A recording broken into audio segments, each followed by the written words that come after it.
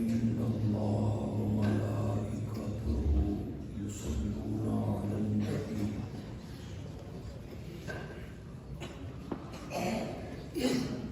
يا أيها الذين آمنوا صلوا عليه وسلموا تسليما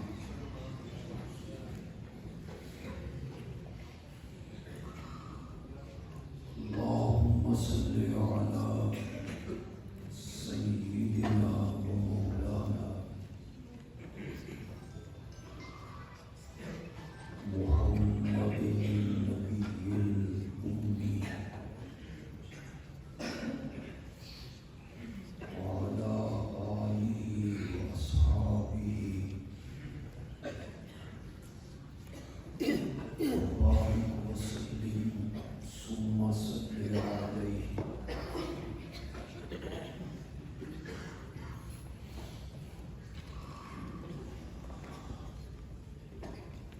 دینی مدارس کے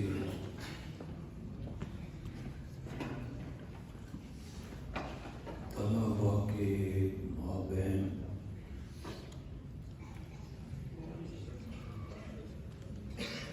ایک تقریری مقابلہ منعقد ہوا.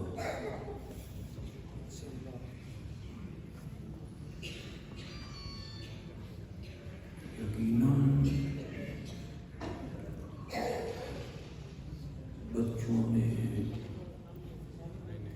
محنت کی ہوگی،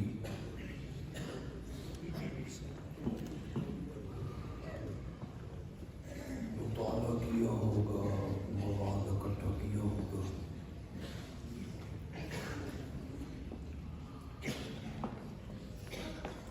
میں ان میں سے کسی کی تقریر سن بھی نہیں سکا،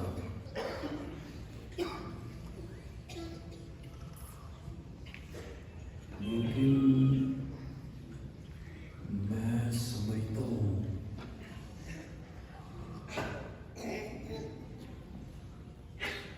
کہ 5-7 منٹ کی جو تقریر ہے یہ خطابت کا معیار نہیں.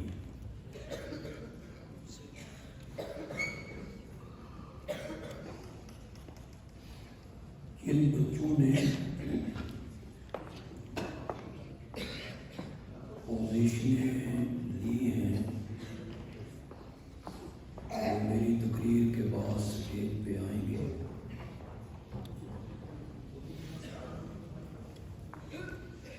وہ اس خوش فہمی میں مبتلا نہ رہے کہ ہم دوسرے طلبا کی نسبت اچھے خطیب ہیں.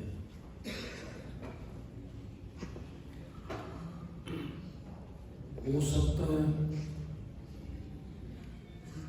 5 گھنٹے یا گھنٹے کی تقریر انہیں کرنی پڑے. جنہوں نے پوزیشن نہیں لی وہ ان سے اچھی تقریر کریں.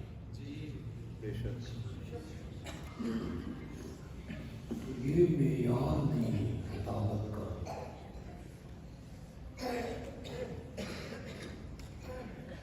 اگر میں اس مقابلے میں شریک ہوتا تو شاید میرا نمبر بھی سب سے آخر ملے.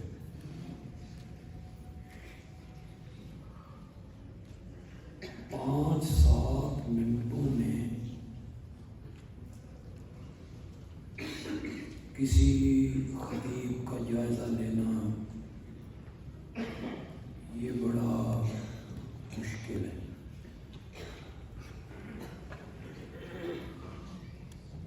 میرے بڑے چچا تھے، فاضل دیوبند تھے.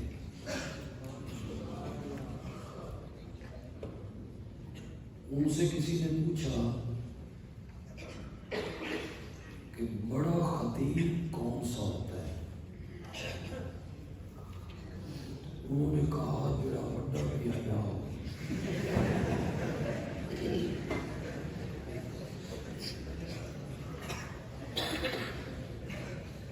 ہمارے ملک میں خطابت کا کوئی معیار نہیں رہا.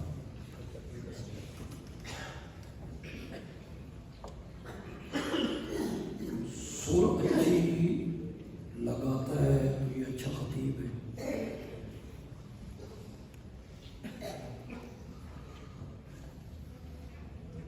کچھ خطیب ہمارے ملک میں ایسے بھی ہیں ان کا بڑا نام ہے، لیکن وہ تقریر نہیں کرتے، کبڈی کھیلتے.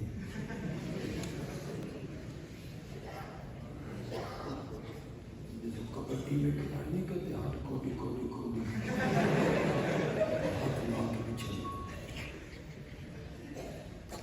لوگ انہیں بھی اچھا خطیب سمجھتے.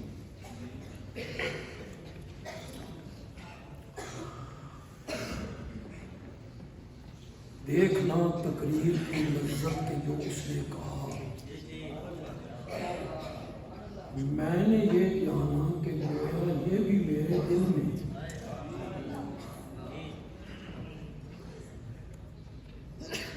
خطابت اس کا نام ہے کہ عوام کی نبضوں پہ ہاتھ رکھا جائے اور گفتگو ایسی کی جائے کہ لوگ کہیں اس نے ہمارے دل کی بات کی.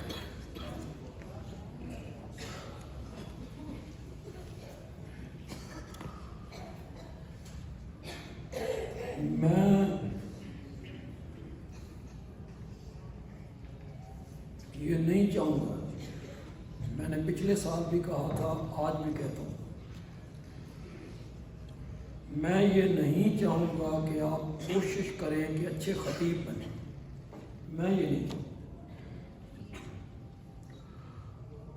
میں یہ چاہوں گا کہ آپ کوشش کریں اور اچھے مدرس بنیں. میں یہ چاہوں گا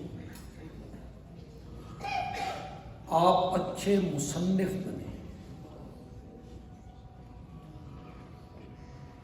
آپ اچھے مناظر بنیں. خطابت کوئی معیار نہیں ہے کہ آپ خوش ہوتے رہتے ہیں کہ ہمارے آگے پیچھے لوگ پھرتے ہیں. یہ بڑا مشکل کام ہے.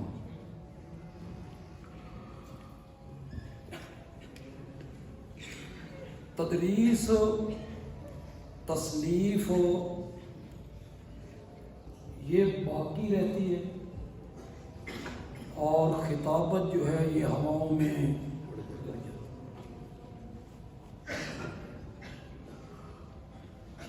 ہمارے ملک میں جن لوگوں نے شریعت کے خلاف کام کیا، خطابتی میدان میں، تقریری میدان میں، ہم سراہتے ہیں کہ انہوں نے اچھا کام کیا، لیکن ان کی تقریریں، ان کے اثرات آج ملک میں موجود نہیں. اس کے برعکس مولانا عبدالشکور لکھنوی رحمت اللہ علیہ نے جو تحریری کام کیا اس سے آج ہم بھی استفادہ کرتے ہیں. امیر شریعت سے بڑا خطیب کون ہوگا؟ سید اعلی شاہ صاحب بخاری دلی میں تقریر کر رہے ہیں، وہ ایک سادہ منش عالم مدرس بزرگ جو صدارت کر رہے تھے. شاہ جی جب اپنے یومن پہ آئے نا تو وہ عالم کھڑے ہو گئے. انہوں نے کہا شاہ جی بس کرو، تسی جادو کر رہے ہو تے جادو ساری شریعت حرام ہے. اس عالم نے سمجھا کہ شاہ جی جادو کر دیا. شاہ جی جس بندے کی تقریر پہ ٹکٹ لگتے ہو تصور بھی آپ نہیں کر سکتے.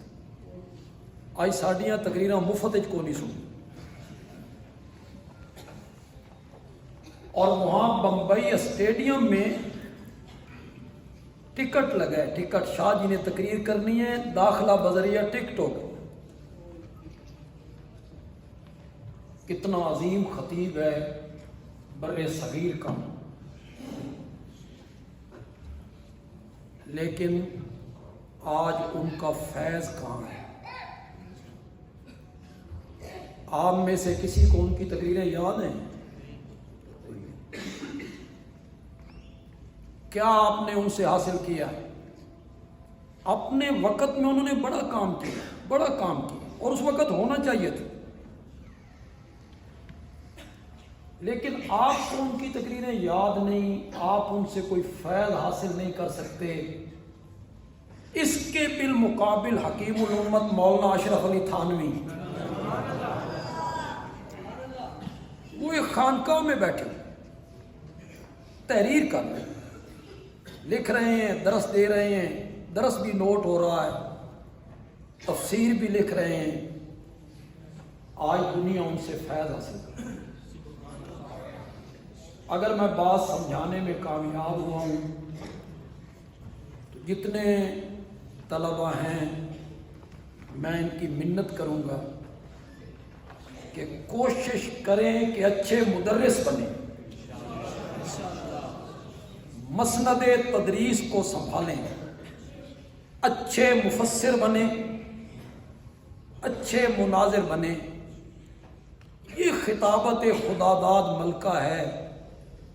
اگر آپ کے پاس وہ ملکہ ہے، مطالعہ کریں گے تو اس ملکہ کو جلا ملے گی، اور اللہ آپ کو اچھی گفتگو کرنے کا فن عطا کرے. میں صرف 2 باتیں کروں گا. عنوان سیرت کا ہے اور مہینہ جمادی الاخری کا ہے. جمادی الاخری کا مہینہ مجھے مجبور کر رہا ہے کہ میں تھوڑی سی گفتگو حضرت سیدنا صدیق اکبر کے مطابق.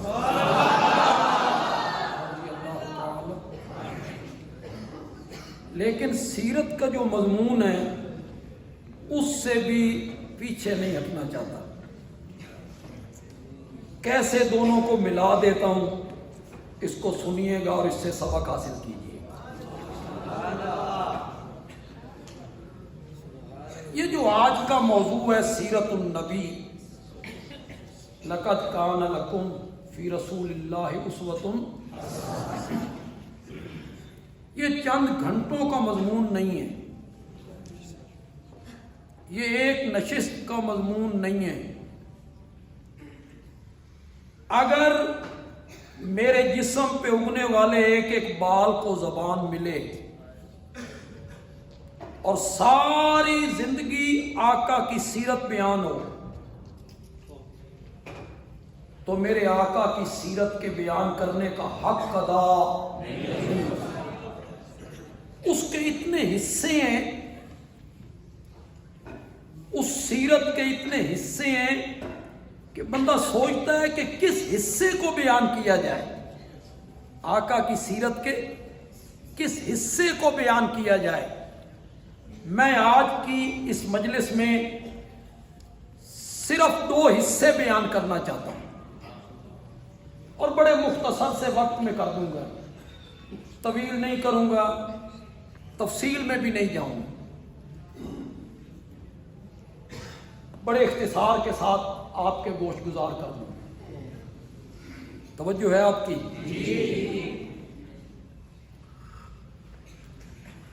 پہلا حصہ جو بیان کرنا چاہتا ہوں اس سے پہلے ایک تھوڑی سی تمہید باندھوں، اس کا پس منظر پیش کروں گا، پھر اس حصے کو پیش کروں گا تو آپ کو جلدی سمجھ آ جائے. کوئی انسان کتنی ترقی کرے، کتنا بڑا عالم بنے، خطیب بنے، مفسر بنے، محدث بنے، پیر و پیر، باہر نکلے تو لوگ اس کے گھٹنے چھوئیں، باہر نکلے تو لوگ اس کے ہاتھ چومیں، باہر نکلے تو لوگ کہیں حضرت جی آ رہے ہیں، حضرت جی آ رہے ہیں، لوگ استقبال میں کھڑے ہو جائیں. کوئی بندہ باہر معاشرے میں کتنا بھی عظیم ہوتا چلا جائے نا، بیوی اس کی عظمت نو نہیں مانتی، بیوی نہیں مانتی. وہ ہر وقت کی ساتھی ہے نا، اسے پتا ہے کہ میرا خامد کتنے پانی میں. باہر اس کی بڑے بلے بلے ہیں، لوگ اس کے ہاتھ چومتے ہیں، حضرت جی کہتے ہیں، یہ بڑا خطیب ہے، بڑا عالم ہے، بڑا مدرس ہے. وہ اس کو کہتا ہے میں پیر ہاں، میں ہنیاں. وہ آخدی ہے کھلو، میں جان دیا تو کتنے پانی چ. بیوی معتقد نہیں ہوتی. وہ ایک بڑا مشہور لطیفہ ہے. ایک صاحب تھے، باہر ان کا بڑا احترام تھا، بڑی عزت تھی، پیر تھے، حضرت جی حضرت جی حضرت جی ہوتی تھی، بیوی نہیں مانتی تھی. ایک دن بیوی سین میں بیٹھی ہے، اوپر سے ایک آدمی ہوا میں اڑتا ہوا گزرا. اس آخیا بلے بلے، پیر اے ہوندے نے نا، بزرگ یہ ہے. میرا خاوند کہتا ہے میں پیر ہوں اور بڑا میرا نام ہے. حضرت گھر آئے، بیوی نے کہا بڑا پیر بنیا پھردا، پیر اج ویکھیا ہوا میں اڑ رہا تھا. اس آخیا کرما لیے میں سا، وہ میں تھا. تو فوراً کہتی ہے تائیں ڈنگا ڈنگا اڑتا تھا. فوراً پاؤں پہ پھر گئی. بیوی جلدی معتقد نہیں ہوتی، وہ خامد کی رازدار ہوتی ہے. وہ جانتی ہے کہ میرا خامد کتنے پانی. بندے کا جگری یار، بچپن کا یار، جوانی کا دوست، وہ جلدی معتقد جس کے ساتھ بندے کا بچپن گزرا، جوانی گزری، وہ اس کے حالات سے کیا ہوتا ہے، بے تکلف ہوتے ہیں. میں جمعے کے دن 18 بلاک میں مغرب کے بعد درس دینے کے لیے آتا ہوں، تو میرا بچپن 18 بلاک میں گزرا ہے. بچہ تھا وہاں پہلی دوسری پرائمری. تو وہ جو میرے بچپن کے یار ہیں ان کے ساتھ میں پڑھتا تھا رہتا تھا، تو وہ دوسرے جو میرے معتقد وہاں بیٹھے تو ان کے ساتھ ہاں عطا اللہ کی یار ہے.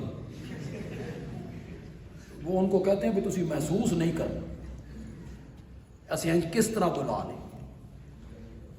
بچپن کا یار، جگری یار، جلدی معتقد نہیں ہوتا. گھر کا نوکر، غلام، ملازم، یہ بھی جلدی معتقد نہیں ہوتا. وہ جانتا ہے نا اپنے مالک کو کہ مالک کی راتیں کس طرح گزرتی ہیں، مالک کا دن کس طرح گزرتا ہے. وہ ہر وقت مالک کو دیکھتا رہتا ہے. وہ جلدی معتقد. بیوی جلدی معتقد نہیں ہوتی.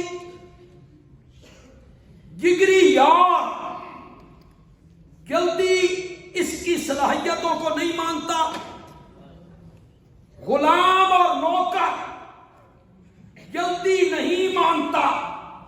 میرے نبی کی سیرت کا سب سے اہم پہلو یہ ہے کہ میرے نبی کو سب سے پہلے میرے نبی کی بیوی نے مانا تھا.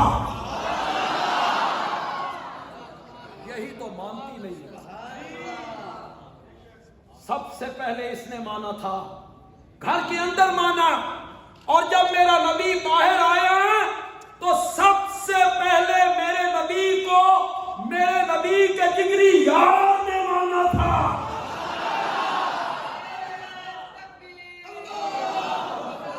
یہی جگری یار، یہی بچپن کا یار تو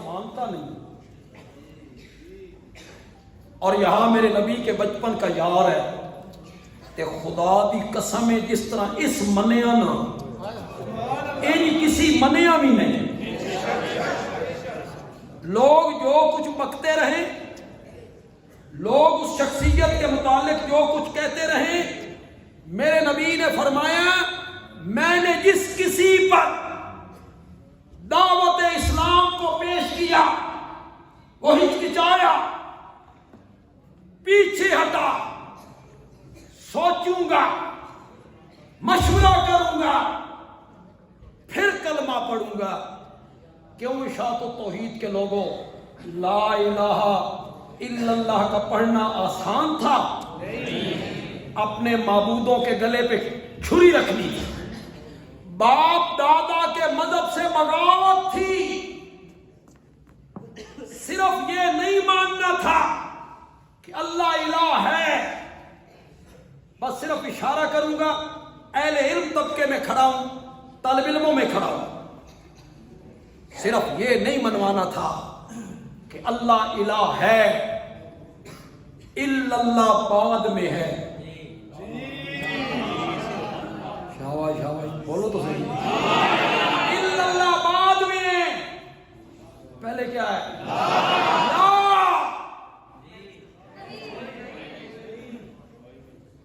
کوئی نہیں. کہاں یاد آئے شیخ القرآن کو اللہ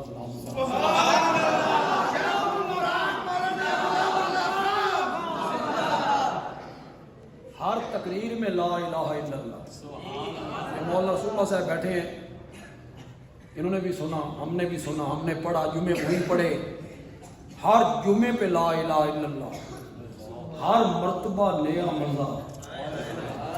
مزہ یہ ہے نا, ہر جمعے پہ وہی لا الہ الا اللہ, اور اس میں ایک سرور نیا. لا کوئی نہیں. مولا کیا کہنا چاہتا ہے؟ انبیاء بھی ہیں, فرشتے بھی ہیں, جنات بھی ہیں, آتشی کرنوں والا سورج ہے, ضیاء پاشیاں کرنے والا چاند ہے, جگمگانے والے ستارے ہیں. مولا کیا کہنا چاہتا ہے؟ فرمایا لا الہ, نبی ہیں پر الہ کوئی نہیں. فرشتے ہیں پر الہ. یہ منفی رنگ ہے, منفی. یہ جو کئی لوگ ہیں نا, وہ کہتے ہیں منفی رنگ نہیں ہونا چاہیے, مثبت رنگ ہونا چاہیے, مثبت رنگ ہونا چاہیے. کیسے کیسے فارمولے ہیں. منفی رنگ تقریر کا نہیں ہونا چاہیے. اپنے مسلک کو چھوڑو نہیں, کسی کے مسلک کو چھیڑو نہیں. یہ جو فارمولے ہیں نا, اور یہ جو ہمارے کچھ حضرات نے مداہنت کر کے مسئلے کو چھپایا, لوگوں کو توحید کا مسئلہ نہیں بتایا, اور فارمولے لوگوں کو یہ دیے کہ وہ بھی ٹھیک ہیں, اور بلکہ ہمیں کون ٹھیک کہتے ہیں؟ وہ ہمیں تو ٹھیک نہیں کہتے. وہ کہتے ہیں یہ ٹھیک نہیں ہے, وہ میم شین رے کاف ٹھیک ہے, انہوں نے وہ چنگے نے. مداہنت کی نا. انہی کے متعلق شاید قرآن نے کہا تھا لا الہ اولائے ولا الہ, نہ ادھر نہ. حضرت شیخ القرآن فرمایا کرتے تھے قیامت کے دن ہم تمہارے گریبان پہ ہاتھ رکھیں گے اور رب کے سامنے تم سے پوچھیں گے کہ ایک ہمارا مقابلہ مشرکین سے تھا اور یہ چھرے ہماری پیٹھ میں کھوپا کرتے تھے, یہ ہماری مخالفت کیا کرتے تھے. اس کلمے کو ماننا آسان تھا؟ تو صحیح ہے. لا الہ الا اللہ, اس کو ماننا آسان نہیں تھا. جس کسی پر میں نے دعوت ایمان کو رکھا، وہ ہچکچایا، پیچھے ہٹا، مشورہ کروں گا، سوچوں گا، معجزہ دکھا، نشانی دکھا۔ میرے آقا نے فرمایا اس دھرتی پر صرف ایک آدمی ہے، نہ اس نے مہلت مانگی، نہ اس نے وقت مانگا، نہ اس نے معجزہ مانگا، نہ اس نے مشورے کے لیے وقت مانگا۔ میں نے کہا میں اللہ کا نبی ہوں، اس نے کہا جو تو اللہ کا نبی ہے تو ابو بکر تیرا پہلا امتی ہے۔ سب سے پہلے میرے نبی کے جبریل یاد ہے۔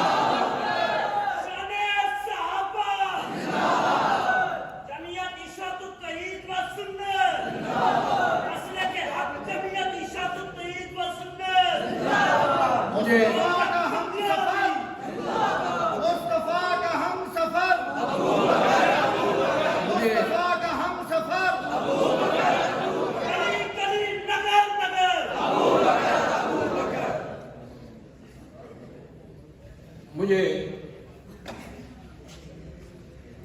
یہ جتنے طلباء ہیں، میرا خیال یہ ہے کہ ان کے پاس ٹچ موبائل نہیں ہو۔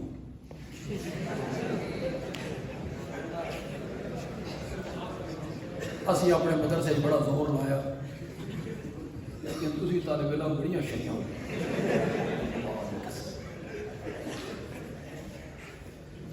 پتہ نہیں چھپان دے ہوتے کیڑی یاد ہے ساڑی سمجھ پائے۔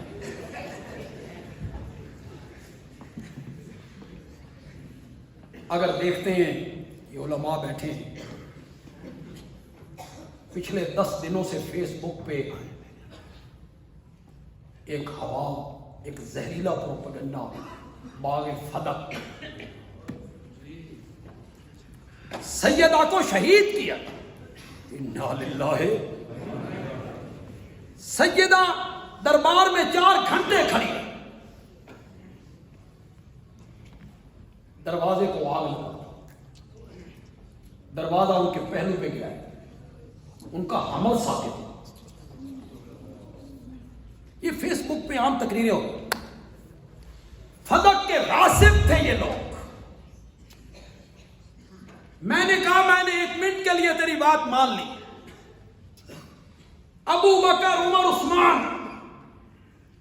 انہوں نے باغ فدق جو فاطمہ کی ملکیت تھا وہ اسے نہیں دیا، چھین لیا۔ میں نے مانا، 1 منٹ کے لیے میں نے مانا، لیکن میرے ایک سوال کا جواب تو دے۔ حضرت سیدنا علی ابن ابی طالب رضی اللہ تعالیٰ عنہ جب مسند خلافت پہ آئے، اختیار ان کے پاس آئے، حکومت ان کے پاس آئی، انہوں نے باغ فدق فاطمہ کے وارثوں کو واپس کیوں نہیں کی؟ ہمیں مطمئن کرو۔ حضرت علی کو چاہیے تھا کہ جو حق چھینا گیا تھا وہ واپس کرتے فاطمہ کے ورثاء کو۔ تیرے پاس کوئی دلیل نہیں فدق کے واپس کرنے کی، میرے پاس دلیل ہے، اور دلیل بھی تیری کتابوں سے ہے کہ حضرت علی سے کہا گیا کہ فدق فاطمہ کے وارثوں کو واپس کیا جائے۔ حضرت علی نے فرمایا فدق کے معاملے میں وہی حکم جاری کروں گا جو مجھ سے پہلے ابو بکر، عمر، عثمان جاری کر چکے ہیں، تیری کتابوں میں موجود ہے۔ حضرت علی نے وہ واپس کیوں نہیں کی؟ حضرت علی بھی جانتے تھے فدق ملکیت نہیں تھا، اس کی آمدن خاندان نبوت پہ خرچ ہوتی تھی۔ حضرت ابوبکر نے وہ آمدن ان پہ خرچ کی، اور حضرت فاطمہ سے یہ کہا کہ بیٹا مجھ سے جو طلب کرنا چاہتی ہو میری ذاتی جائیداد میں سے بولو، جو تم مانگو گی وہ میں تمہارے حوالے کر دوں۔ یہ تو ساری کتابوں میں یہ بات ہے، لیکن کردار کشی کس طرح کی؟ میں آپ کو چھوڑ دیتا ہوں جو اہل سنت ہے۔ جو لوگ آج فدق کر کے حضرت ابوبکر پہ تان کرتے ہیں، میں ان سے پوچھنا چاہتا ہوں وہ خدا لگتی ایک بات کہے، اگر سیدہ فاطمہ آج ہوتی اور کسی حکمران کے سامنے پیش ہوتی، 4 گھنٹے کھڑی رہتی، پھر ان کے گھر کے دروازے کو آگ لگائی جاتی، پھر دروازہ ان کے اوپر گرایا جاتا، تو میں فتح کر رونے والوں سے پوچھنا چاہتا ہوں تمہارا رد عمل کیا ہوتا؟ ہمیں چھوڑو، ہمیں تو تم نے کہا یہ خاندان علی کے دشمن ہے، تم جو خاندان علی کے محب ہو تمہارا رد عمل کیا ہوتا؟ سامنے آتے یا نہ آتے؟ کٹ مرتے۔ اب جو ان کے نام لے کے روتے رہتے ہیں، اس کا مطلب یہ ہوا کہ اس زمانے کے جو لوگ تھے ان کا ایمان اتنا بھی نہیں تھا جتنا تمہارا ہے۔ الیاذ باللہ وہ سب دیوس تھے، سب بے غیرت تھے، کوئی ایک بھی حضرت علی کے ساتھ کھڑا نہیں ہوا، کوئی ایک بھی سیدہ فاطمہ کے ساتھ کھڑا نہیں ہوا۔ اگر یہ میری بات آپ کو دل لگے، علماء کو دل لگے، جو لوگ صحابہ کے ایمان میں شک کرتے ہیں وہ صحابہ کے دشمن نہیں ہیں، وہ میرے نبی کی تربیت کی توہین کرتے ہیں کہ میرے نبی کی تربیت الیاذ باللہ ناقص تھی، وہ یہ کہنا چاہتے ہیں۔ اگر کہا جائے ایک ہائی سکول ہے، اس کے ہیڈ ماسٹر بڑے محنتی ہیں، بڑے وقت کے پابند ہیں، اساتذہ کی بڑی تربیت کر رکھی، طلبہ کی بڑی تربیت کر رکھی، بہت اچھے ہیں، بہت اچھے ہیں، تعریف کی جائے ہیڈ ماسٹر صاحب کی۔ پوچھا جائے اس سکول کا جب امتحان ہوا تو رزلٹ کیا آیا؟ تو کہا 3 بچے پاس ہوئے، باقی سارے بچے فیل ہو، 5000 تھے باقی فیل ہو گئے۔ اس میں قصور بچوں کا ہے یا ہیڈ ماسٹر کا بھی؟ تم میرے نبی کی تربیت پہ حملہ کرنا چاہتے کہ میرے نبی نے یہ تربیت کی تھی اپنے یاروں کی، اپنے پاس بیٹھنے والوں کی، کہ کوئی اثرات نہیں چھوڑے۔ شیخ سعدی نے کہا تھا گلے خوشبو در حمام روزے، رسید از دست محبوب بدستم، بدو گفتم کے مشکی یا عبیری، کہ از بوے دلاویزے تو مستم، بگفتہ من گلے ناچیز بودم، ولیکن مدت با گل نشستم۔ بڑا افسوس ہویا یار، تو کسی حکمت نہیں سمجھ، یہ فارسی نہیں پڑھی یار؟ کیوں بچوں آپ نے فارسی نہیں پڑھی ہے؟ کیوں نہیں نہ پڑھی؟ فارسی بہت خوبصورت زبان، چلو نصاب میں شامل نہیں، ویسے پڑھ لیا کرو، کریمہ ہی پڑھ لو، شیخ سعدی کا کریمہ تو پڑھو، اس سے عبرت بھی حاصل کرو۔ شیخ سعدی جو باتیں کرتا ہے کریمہ میں، خدا کی قسم بعض اوقات تو دنگ کر کے رکھ دیتا ہے۔ کہتا ہے نہاد شاخ پر میوہ سر بر زمین، شیخ سعدی کہتا ہے اس ٹہنی پہ میوہ لگا ہوا ہوتا ہے نا، وہ زمین کی طرف جھکی ہوئی ہوتی ہے۔ کہنا یہ چاہتا ہے اگر اللہ نے تجھے کوئی کمال دیا ہے نا، تکبر نہیں ہونا چاہیے، عاجزی ہونی چاہیے۔ کریمہ پڑھا کرو کریمہ، اس میں شیخ سعدی نے بڑی نصیحتیں کی ہیں، بڑی نصیحتیں کی ہیں شیخ سعدی۔ بگفتہ من گلے ناچیز بودم، ولیکن مدت با گل نشستم، جمال ہم نشین در من نسر کر، وگرنہ من ہما خاکم کے ہستم۔ چلو نہیں بھی سمجھا تو سبحان اللہ کو، پھر میں ترجمہ کروں اس کا۔ شیخ سعدی کہتا ہے، میں ان شعروں کا ترجمہ کروں نا کہ تسی سمجھ جانا بے میں شعر کیوں پڑھے۔ لفظ آئیے سمجھ جائیں۔ شیخ سعدی کہتے ہیں خوشبودار مٹی میرے ہاتھ میں آئی، میں نے مٹی سے پوچھا تو کستوری ہے یا تو عنبر ہے کہ تیری خوشبو سے میرا دل مست مست ہو رہا ہے؟ تو مٹی کہنے لگی میں تو ناچیز مٹی ہوں لیکن کچھ مدت پھول کی صحبت میں رہی ہوں۔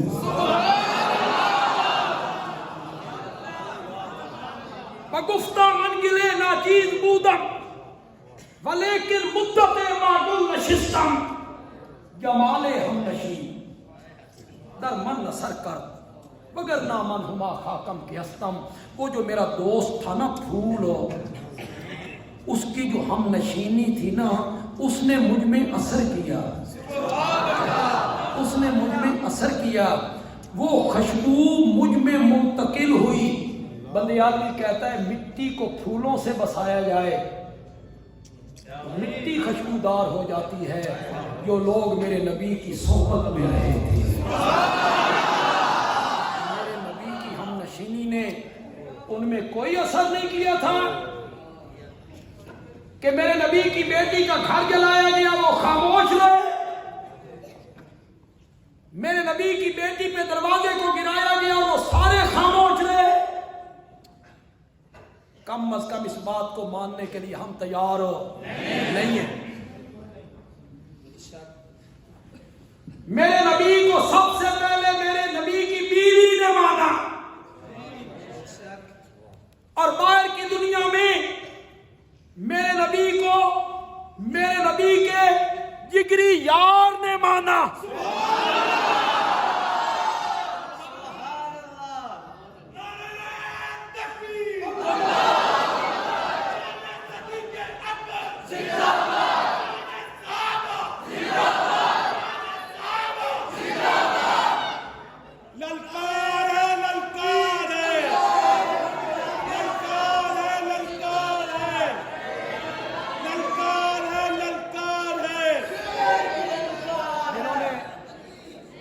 جن طالب علموں نے اپنے موبائل چھپائے ہوئے ہیں وہ بھی ظاہر کرو، ذرا رکھڑے ہو ظاہر کرو، نکالو جیبوں سے۔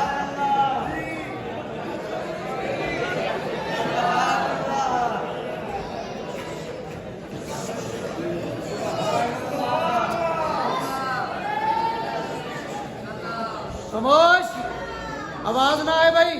میرے نبی کو سب سے پہلے میرے نبی کی بیوی نے مانا، پھر میرے نبی کے جگری یار نے مانا، پھر میرے نبی کے غلام نے مانا۔ یہی تو تین مانتے نہیں ہیں، جلدی معتقد نہیں ہوتے ہیں۔ سب سے پہلے میرے نبی کو انہی تین افراد نے مانا تھا۔ میں جو سیرت کے دوسرے حصے کو بیان کرنا چاہتا ہوں اسے میں پھیلانا چاہوں تو گھنٹہ ڈیڑھ گھنٹہ کی تقریر میں پھیلا سکتا ہوں۔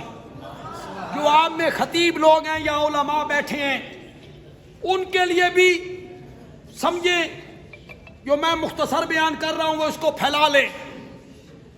میرے نبی کو صرف 23 سال ملے تھے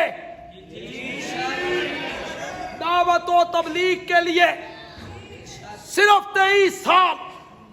اور قوم کون سی ملی تھی؟ اجٹ، امی، بکریوں کے چروائے، لڑکیوں کو زندہ قبروں میں گاڑنے والے، قوم وہ ملی۔ میرے نبی نے 13 سال مکے میں مار کھاتے گزار دیے اور 10 سال مدینے میں میرے نبی نے جنگیں کرتے گزار دی۔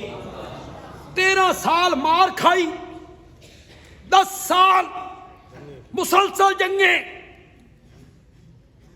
ایک جنگ ملک کی معیشت کی کمر توڑ دیتی ہے، ایک جنگ، اور یہاں ہر مہینے جنگ، 10 سال جنگوں میں گزارے۔ 13 साल मार खाते गुजारे, आज तक दुनिया का कोई फाते, कोई परचम कुशा, कोई बादशाह, कोई साइंसदान ऐसा नहीं आया जिसने अपने मरने से पहले कहा हो मुझे अपने मरने का कोई गम नहीं, मैं जिस काम के लिए आया था मैं वो काम कर चुका हूं। नहीं आया आज तक कोई बंदा। हर बंदा ये कहते हुए चला गया अभी तो बहुत कुछ करना था, जिंदगी ने वफा नहीं की, मौत ने मोहलत नहीं दी। मेरे नबी की सीरत का सबसे अहम पहलू ये है कि 23 साल के कलील अरसा के बाद अपने इंतकाल से 3 महीने पहले हालत सेहत में हज्जतुल विदा में मेरे नबी ने कहा, ओए लोगों, मैंने जो कुछ करना था मैं कर चुका हूं, मैंने जो कुछ कहना था मैं कह चुका हूं, मैंने जो कुछ करना था मैं कर चुका हूं। और मेरी उम्मत के लोगों, मैं तुम्हें एक ऐसे रोशन रास्ते पे छोड़ के जा रहा हूं जिसकी रातें भी दिन की तरह रोशन है, जिसकी रातें भी दिन की तरह रोशन है। मैंने तुम्हें शादी करने के तरीके बताए, मैंने तुम्हें मरक के तरीके बताए, मैंने तुम्हें मैयत को नहलाना, चारपाई पे रखना, कब्रिस्तान ले जाना, दफनाना, मैंने तुम्हें तरीके बताए। मस्जिद में कैसे आना है, कैसे निकलना है, घर में कैसे आना है, कैसे निकलना है, ये सारे तरीके बताए। हत्ता कि मैंने तुम्हें पेशाब करने के तरीके बताए, जूती में पांव डालने के तरीके बताए, नाखून उतारने के तरीके बताए, हिजामत करवाने के तरीके बताए, थूकने के तरीके बताए। मैं तुम्हें ऐसे रोशन रास्ते पे छोड़ के जा रहा हूं जिसकी रातें भी दिन की तरह रोशन।